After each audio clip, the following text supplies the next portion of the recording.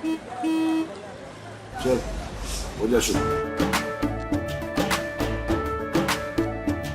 केसरिया से मन जोगी हुआ रे, दिल झूमे देखो पतवारा हुआ रे, दिल झूमे देखो पतवारा हुआ रे। हर पल मनाओ केसरी त्योहार।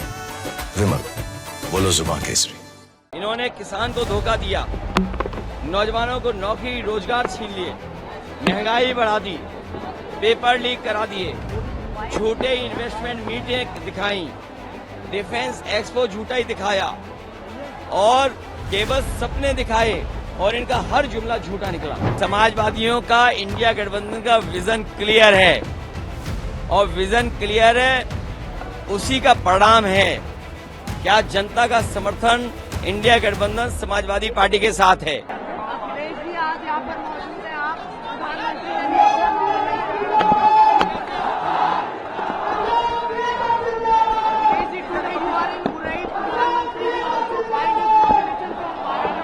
देखिए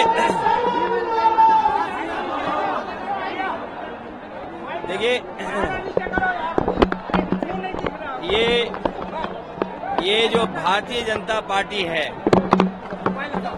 ये बुंदेलखंड में आते आते इनका अहंकार खंड खंड हो जाएगा और ये जो भारतीय जनता पार्टी गिरती हुई पार्टी, जो जिनका ग्राफ गिरते हुए चला जा रहा है, गर्त में गिरेगा जाके, अब नीचे जा रही है।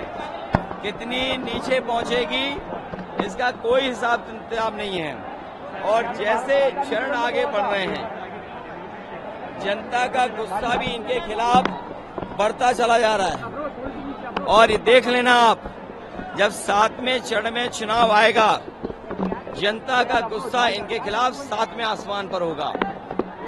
इन्होंने किसान को धोखा दिया, नौजवानों को नौकरी रोजगार छीन लिए, महंगाई बढ़ा दी, पेपर लीक करा दिए, झूठे इन्वेस्टमेंट मीटिंग दिखाई, डिफेंस एक्सपो झूठा ही दिखाया और केवल सपने दिखाए और इनका हर जुमला झूठा निकला। अखिलेश जी, एरच का जो बांध है वो पूरी तरह से बंद हो गया, आपने शुरुआत की थी उसके बारे में। देखिए, न केवल एरच बल्कि बुंदेलखंड के किसान को न पानी का इंतजाम, न उनकी फसल की खरीद का इंतजाम, बिजली महंगी, डीजल महंगा, यहाँ के किसानों को त्रस्त कर दिया है, दुखी कर दिया है और राशन के नाम पर धोखा।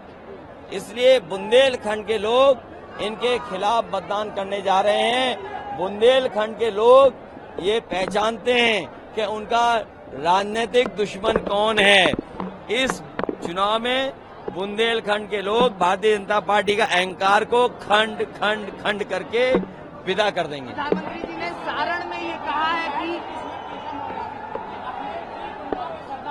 देखिए, आपको पता होगा कि गुंडे माफिया अपराधी कौन है और वो लोग हैं जो नौजवानों के पेपर लीक करा रहे हैं।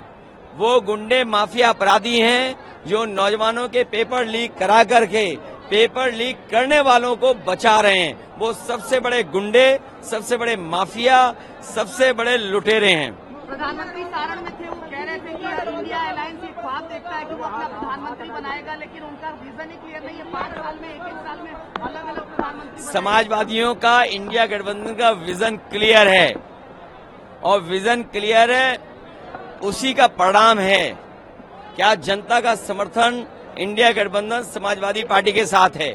जो लोग मनमर्जी हैं, जो अपनी बात, मन की बात कह रहे हैं, उसको इस बार जनता, जो भारतीय जनता पार्टी गैंग है, उसको 140 करोड़ की जनता 140 सीटों पर रोक देगी।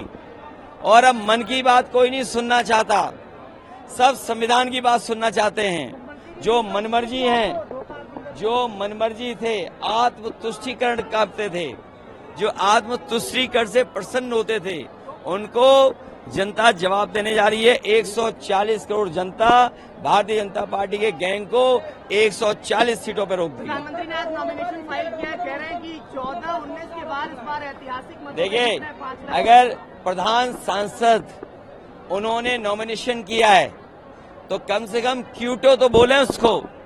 और हम वाराणसी काशी नहीं बोलते हैं। प्रधान सांसद जी ने क्यूटो में नॉमिनेशन किया है। जो लोग क्यूटो के विजन को धोखा दे करके मिल गया है रोजगार देंगे, जाइए। जो क्यूटो का विजन दे करके जनता का वोट ले लिए, जनता उन्हीं को तरसा देगी, क्योंकि क्यूटो नहीं बना है। वो लोग कह रहे हैं जो आत्मतुष्टिकरण में व्यस्त हैं, जो मनमर्जी हैं, जो मन की बात कहते हैं, जो 140 करोड़ लोगों की बात नहीं सुनते, जो संविधान की बात नहीं करते, वो सबसे बड़े आत्मतुष्टिकरण वाले लोग हैं। सुब्रत पाठक ने कल कन्नौज में बुंदेलखंड में जिसने धोखा दिया, चिकनी चुपड़ी बातें करने वालों ने धोखा दिया, संविधान को खत्म करने वालों ने धोखा दिया, जिन्होंने मंदिर धुलवाया, उसको बुंदेलखंड की जनता धो देगी इस बार। सुब्रत पाठक ने कल हुए वोटिंग पर कहा है कि समाजवादी पार्टी के कार्यकर्ताओं ने कई जगह बूथ कैप्चरिंग की, कई जगह गुंडागर्दी अरे की। पुलिस तुम्हारी, सरकार तुम्हारी। इसीलिए मैंने कहा भारतीय जनता पार्टी जो लूटने की संस्कृति रखते हैं, जो खोट, लूट और नोट से लोकतंत्र को बदलना चाहते हैं, जनता जागरूक है, अपने वोट से इनको बदल देगी। चौथी फेज की वोटिंग के बाद इंडिया अलायंस को किस स्थिति में देखते हैं? चौथे फेज के बाद एकदम बढ़ता चला जा रहा है इंडिया गठबंधन, और भारतीय जनता पार्टी नीचे जाती जा रही है, गर्त में जाती जा रही है। बुंदेलखंड के किसान खुशहाल होंगे, नौजवानों को नौकरी रोजगार मिलेगा, पानी का इंतजाम होगा, बिजली सस्ती होगी, और स्वास्थ्य की सेवाएं होंगी, और सड़कों पर, खेतों पे सुरक्षित आपको रखा जाएगा।